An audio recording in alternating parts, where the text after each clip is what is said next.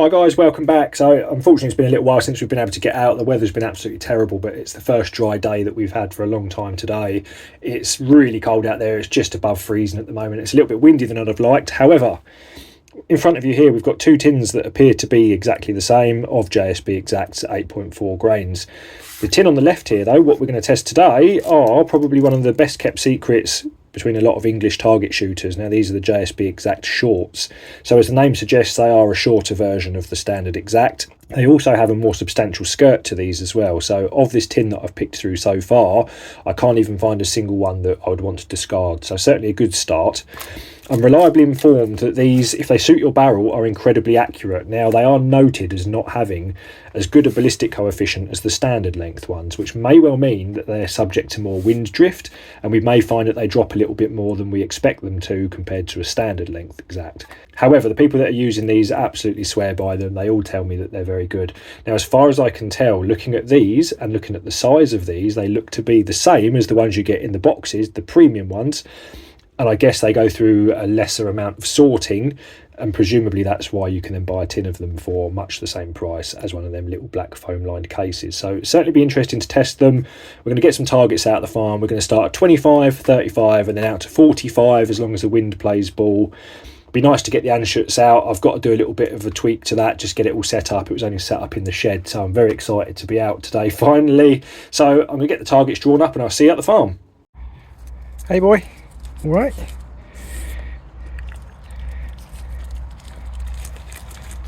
Enjoying that, are you? Are you? Right guys, we're here. So the sun's out at the moment. It's actually bitter cold. It's below freezing at the moment. I'm tucked out the wind a little bit, but we have got a headwind. So we're going to use the 9015 off of the bipod and with the little monopod at the back end. It's all been apart. If you'd seen the builds for the red grip set, it's all been apart. The action's only just got into this stock, so I haven't shot this setup for a good few years now. So it'd be interesting to see if it comes on anywhere near zero. Hopefully, this camera might actually zoom in. Where's my target?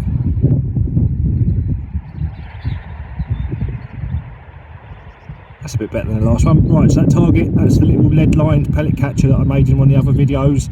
I'll put a link up in the description for that one. That's at 25 yards, and then behind that, at 38, 39 yards is a big board.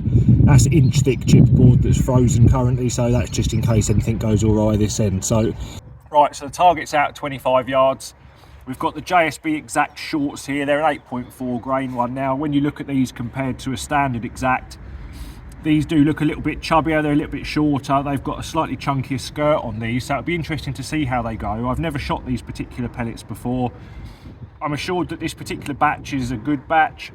A lot of the day state boys are running these, especially when they're using them for bench rest. Now, they are known not to have the ballistic coefficient of the standard length ones, so these will potentially drop a little bit more over range.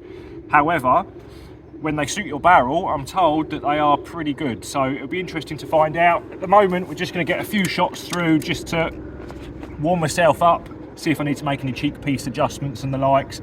Just got the standard card out, just got 3 crosshairs on it at the moment, so we'll just get a few shots through it, see how it goes. That loads beautifully into the barrel. Okay, that was bang on zero. That's literally bang on my crosshairs. That first shot has gone straight down. Maybe one click I could bring that left at the moment, so that's a pretty good start. So that's the first shot that's gone through this barrel. I'd pulled the barrel through before bringing it out today, and the last thing I think I shot through this was some slugs. So okay, that's moved a little bit further to the right, probably 2 pellet widths to the right of the first one relative to the crosshairs on the target. Okay, that one's moved just a little bit further to the right as well, so chances are these will settle into a little group at the moment once we've got a few more through, and then we can make a scope adjustment to bring that back onto the crosshairs of the scope. Right, so far they're going pretty well where I expect them to. We've got still a bit of a headwind, the wind sort of coming across, maybe sort of 1 o'clock, so I'm a little bit sheltered here. The target's got a bit more of a breeze on. Okay, so they're striking just a little bit to the right of the point of aim. I'm just going to make a scope adjustment, give it a few clicks to bring it back to the centre line. Considering the gun's been apart, it's all been stripped down in a different chassis, different cheek piece, the lot. That's pretty good. So at the moment, there's no obvious weird wind drift or anything like that. So just going to make a little adjustment, just give it 4 clicks and we'll see where that goes. Just picking off a pellet strike on the card at the moment, just to give us a reference point.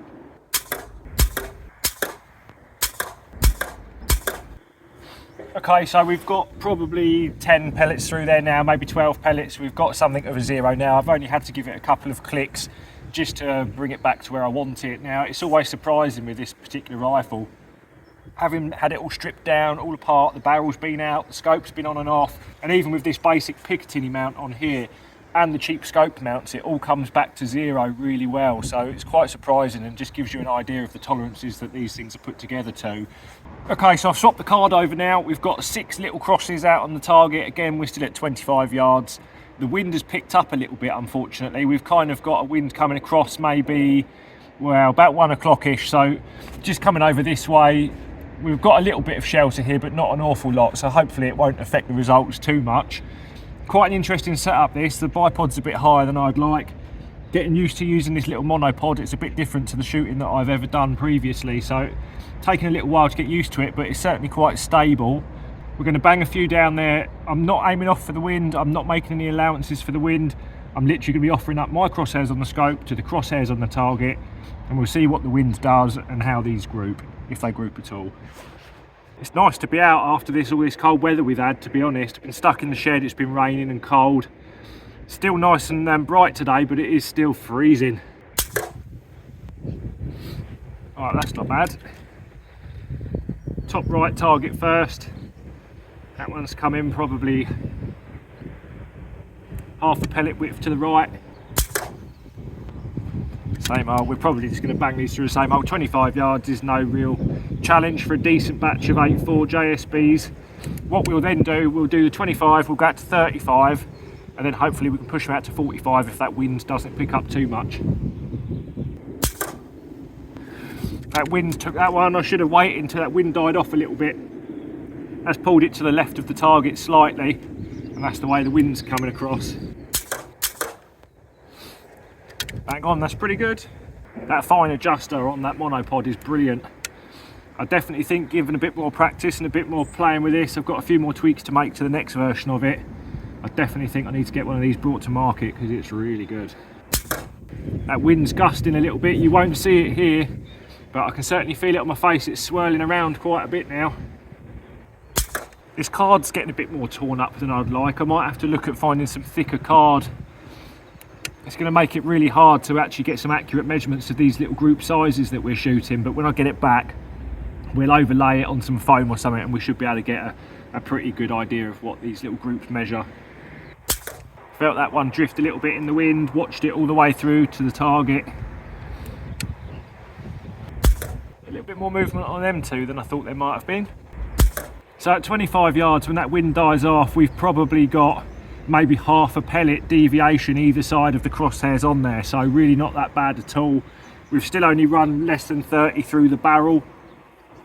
Them groups may well tighten up, and of course trying to set anything up outside with the wind, you're always having a little bit of luck to try and make sure you're actually well zeroed. So I'm quite happy with those so far. I'm just going to get another single shot out to the bottom right target, and that'll have been 2 on each of those crosshairs, and I think in a minute we'll then work out where we can get the best 35 yards and we'll do it again. Right, so that's 12 shots there then in the 6 targets. Quite happy with that. I'm going to swap that over now. I'm going to go slightly more at an angle this way and then we'll be able to squeeze in 35.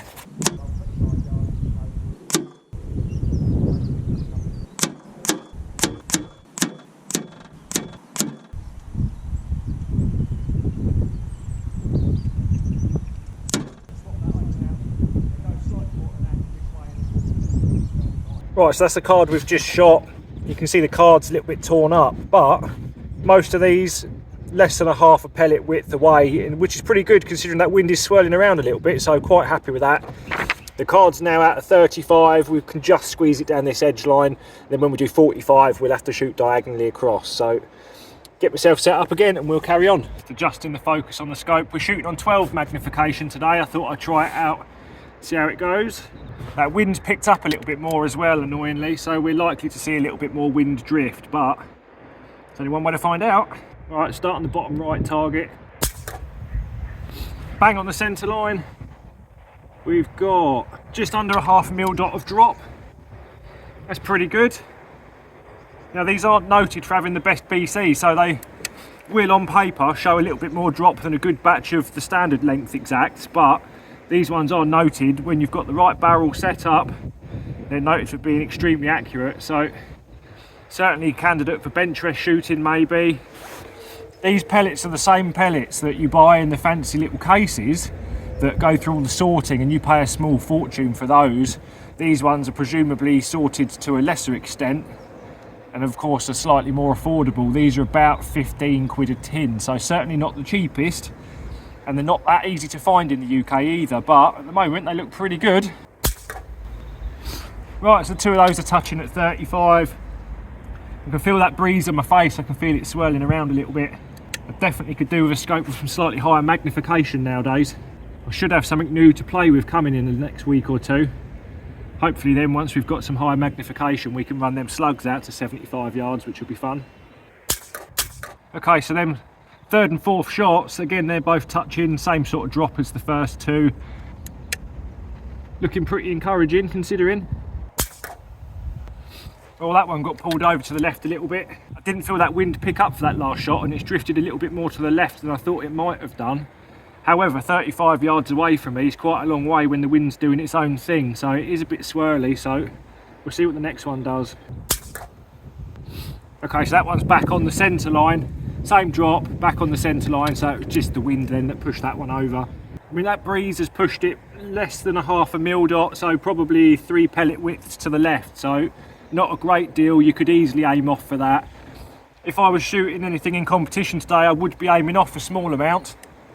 Not a huge amount, like I say, the breezes, we're fairly well sheltered here, but I would be making some allowances. But on these cards, of course, I'm not aiming off. We're just simply offering up the crosshairs of the scope to the crosshairs on the target. Just adjusting my little monopod, it's lifted me up from the lower row of targets to the top row. Feels like cheating using the monopod. Yeah, see, bang on that centre line again when that wind dies off. So although we've got a little bit of a spread on here on these targets, there's nothing there that I would consider a flyer. Nothing's gone really a bit more wayward than I thought it should have done. Everything's sort of landing where I expected when I can feel that wind moving on my face. So pretty good so far. I've got to say, I do like this lead lined pellet catcher. You get a much quieter thud, and of course it's now collecting all my lead, so I can easily recycle it. So especially if you're shooting in your gardens or anywhere that's a bit more built up, or even on the farms if there's some sort of skittish, the geese and the horses can be a bit skittish up here at times. I mean, they're miles away, but you know what horses are like, they hear a funny noise and they're off. But this really does dull down that impact, so definitely worth looking into, guys. Let's do a couple more on each of these targets on the top row. That wind's getting a little bit more gusty up the end there. I can see some of the grass in the edges getting blown about a little bit now. Yeah, that wind's really swirling around. That one's the first one that's gone to the right hand side of the target. I can feel a bit more breeze on the left side of my face at the moment. Yeah, when that wind dies off, they go through the same hole. That's pretty good. I'll run you down there and I'll show you what we've shot.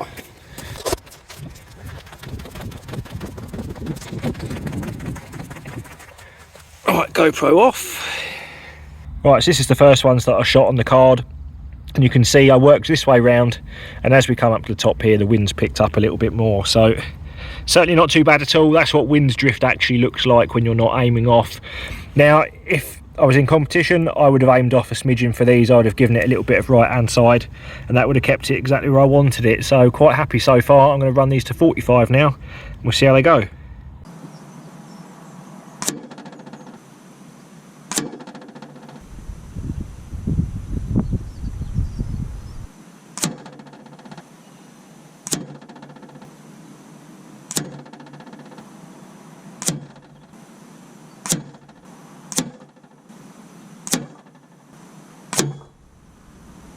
Right, we're out to 45. We've gone diagonally across the yard here now, so I've stood the target up on end, so the target's now in portrait as opposed to landscape. I think I may have put my GoPro a little bit close to it. The leg's kind of encroaching over the back of the target, but I'm sure we can miss that. Right, the wind is coming almost directly into our faces now, and at times that's probably picking up gusting maybe 13-15 mile an hour. So at the moment, dead still, but when them gusts come across, so we will see a bit of deviation. But what I'm more interested in at the moment is how much they drop compared to the 35 and obviously the 25. So these are noted for not having a particularly good BC, which would generally you'd expect them to drop a little bit more over range. So it'll be interesting to find out and compare them. Right, so that's about 1.25 dots drop compared to the 25-yard aim point. So first shot doesn't tell us an awful lot. We'll get a few more in. Pretty close. There's probably 2 pellet gaps between those. They're a little bit scattered at 45. Well, that one's bang on the centre line, so when that wind does die off, they do go where you expect them to. It's quite hard to actually judge what the wind's doing at the moment because everything's frozen and the grass is short in here. I've really got not much in the way of reference points to look at to see what's happening. All I've really got is the wind on my face. That's all I've really got to go with. But of course, I'm not aiming off at the moment. We're just punting these down the centre line and seeing where they go. That's interesting. The foam in the lid of that's actually stuck in now. And typically I've got pellets stuck under the edges of it. Right, now that wind's died off to nothing at the moment, I can't feel any breeze on my face. They are actually all going through the same hole, so the bulk of that group at the moment is probably only 4 pellets widths wide, which is pretty good. The rest of it's the wind's doing wind stuff, moving them about a little bit, so quite consistent so far. So what I'm going to do now on the bottom right hand corner of that card is a little crosshair that I've drawn on. It's probably 19mm by 19mm, the little cross that's on there. I'm going to actually aim off now and see if I can take the centre out of it, if I can read the wind. I've shot a few of these now, so I'm getting a good idea for how they're actually shooting. But I haven't really got much in the way of clues other than the wind on my face. There's not much of a... the grass is short and stuff, so I haven't really got a lot of clues to help me judge the wind, so we'll see. Wow, completely misread that one. The wind's swirling around all over the place at the end there.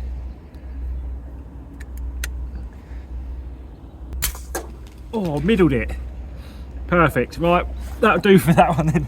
Let's go and have a look. So, oh, I've enjoyed that. It's nice out here now, tucked out, the wind in the sun. Let's go and have a look at that target quick and get that GoPro off. You can see down the end here, look, everything's completely frozen still where it's in the shade. Right, GoPro off. Right, well that's pretty good. The wind's swirling around, we've got very little in the way of elevation change. That was the first one that I completely misjudged, the wind done me, and that was that last shot there where I aimed off accordingly. Not bad, let's get these home and we'll have a little look over them.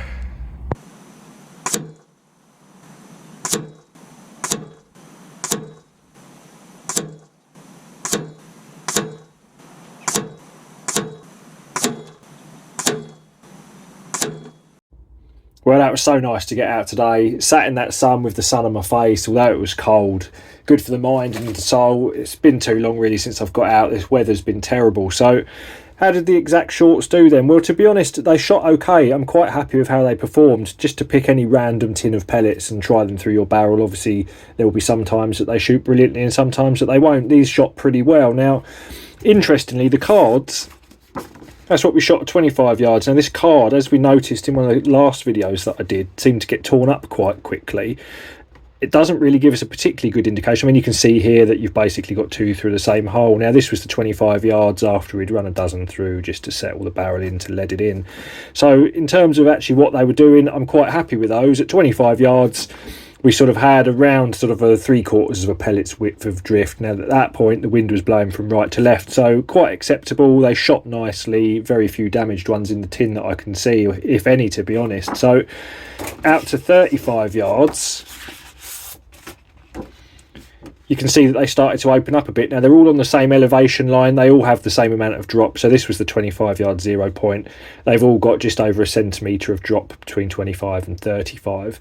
Now as you can see here, the wind started picking up at this point. Absolutely acceptable. When the wind died off, you'd get 2 through the same hole. Now, as I've just mentioned, it's quite hard to actually tell where them pellet strikes went through this card as it's quite torn up. But interestingly, I want to show you the pellet catcher as well. It's the first time that I'd used the lead-lined pellet trap, and I'll show you the inside of that. Hopefully we can get it on film because there's an awful lot of these pellets, specifically some of these here, That's just one sort of ragged hole in the paper, but you can actually see where they were caught in the lead backing, that they're stacked right on top of each other, which was pretty good. So all in all, quite happy with those. At 45 yards, you can see now that we've got a bit more drop. So of course, from this is the 25 yard zero, we've got sort of 45 to 50 centimeters of drop, which to be honest is actually quite normal. Most of my normal batches of the standard length exacts will give this same sort of drop. Now if you were indoors in controlled conditions and you could accurately monitor the ballistic coefficient of the pellet, maybe you would find that actually they're not quite as good as a full length one. However, outdoors in real wind, that I couldn't tell the difference between these and the standard one. So if it means that you get the shorts and they've got less damaged pellets in a tin, then great. Down the bottom here, I got well and truly done by the wind. The wind had switched around, but as soon as I got a better judge of the wind, middled that one there, which was pretty good really. But what I'm going to do now is move all this stuff out of the way and get the pellet catcher, which I'm also really happy with. It's certainly a good idea now that I'm collecting these pellets up. Once I've got a build up of pellets, I can remelt it, and then of course down the line I can recycle it and turn it back into fishing weight. So I'm going to get the pellet catcher up here now, because I really want to show you inside of the catcher. That's probably more telling than what we've got on the cards here, so I'm going to do that now. Right, so I hadn't used this before today. Hopefully you can see in there, so the one that's got a little circle around it there's two pellets stacked on top of each other there. Got another two there. Considering we're actually out in the real wind at these sort of ranges, hopefully here you can see that this one here, is that the right one? Yeah, there's two pellets on top of each other there. This was that group out of 45, so you can see that they're fairly well on the same sort of elevation line. A couple that dropped slightly lower. Again in the middle there, they're all pretty close, and to be honest, to pick a random tin of pellets that you've got and hope they're going to perform, well, I don't think they did too bad really. The pellet trap worked really well as well. It cut down that noise. So all in all, quite an interesting day. So overall, I'm pretty happy with how the exact shorts shot. Now, if you come across some of these, I would certainly suggest giving them a go. Of course, once you find a batch of these that works, you can still buy them by batch code as per the rest of your JSBs. Definitely worth a try. I think considering the conditions we had and the switchy wind, I was quite happy. There was none really that skewed off. There was no flyers or anything like that. I was really impressed as well how the Anschutz performed today. I'm glad to have it back in the old Aliatech chassis. It's been a long time coming to get it back again. New cheek piece is working really well. Of course, I've got a video up of that as well. And on the back here, my little monopod, I'm really happy with that. It just adds an extra layer of stability to my shooting at the moment, especially off the deck when it's cold. So going forward, I'm going to be doing a bit more with this. But I think that'll probably do it for this one, guys. And before I go, I just really want to say a massive thank you to everyone that's watching and subscribing. By the time this video comes out, it'll be almost exactly a year since the channel started, and it has grown significantly. I'd never really anticipated that it would grow like it has, at the speed it has. So thank you all so much for tuning in. Thank you for subscribing. And I'll just tell you this much now, I've got a huge amount more content to get filmed as soon as the weather plays ball. So I'll see you in the next one.